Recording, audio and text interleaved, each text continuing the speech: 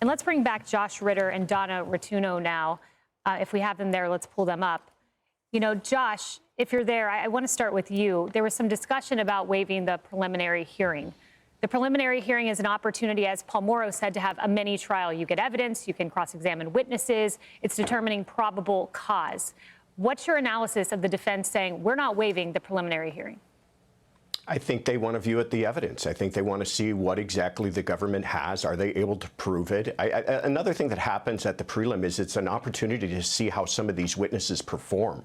So perhaps they want to see how some of these investigators perform on the stand and nail down their testimony to a specific narration and make sure that they stick to that, put in their testimony on the record.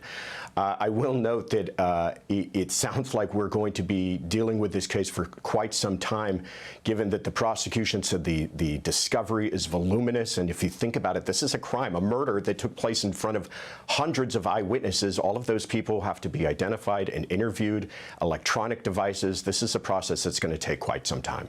Donna, on that point, we heard the voluminous discovery process mentioned by both counsels, and there is quite voluminous discovery. You've got the DNA on the weapon.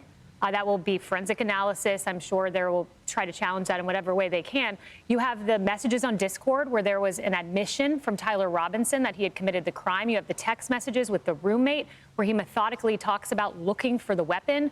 There's even messages beforehand saying that he had an opportunity to take out Charlie Kirk. Voluminous evidence, and I fully suspect the defense to say, have you crossed your T's and dotted your I's in the collection of this evidence? No question. That'll be the biggest thing they'll do in terms of those pieces of evidence. Did they perform the proper subpoena power that they have? Did they obtain these documents the right way? Did they talk to the proper witnesses in order to be able to gather what they needed to gather? And so, yes, they will definitely be having to perform showing that they've met every foundational requirement. So there's going to be a lot of picking apart, I'm sure, of every piece of evidence by the defense, because they're going to try to do anything they can. Anytime you have a case where it does seem that there is a lot of evidence and voluminous discovery, the defense is going to have to try to poke holes in any way they can. And we did hear her say that she wants time to determine whether or not she's going to waive this preliminary hearing. I'm still not so sure we're going to see one, but time will tell. And what's your analysis for why we won't see that preliminary hearing?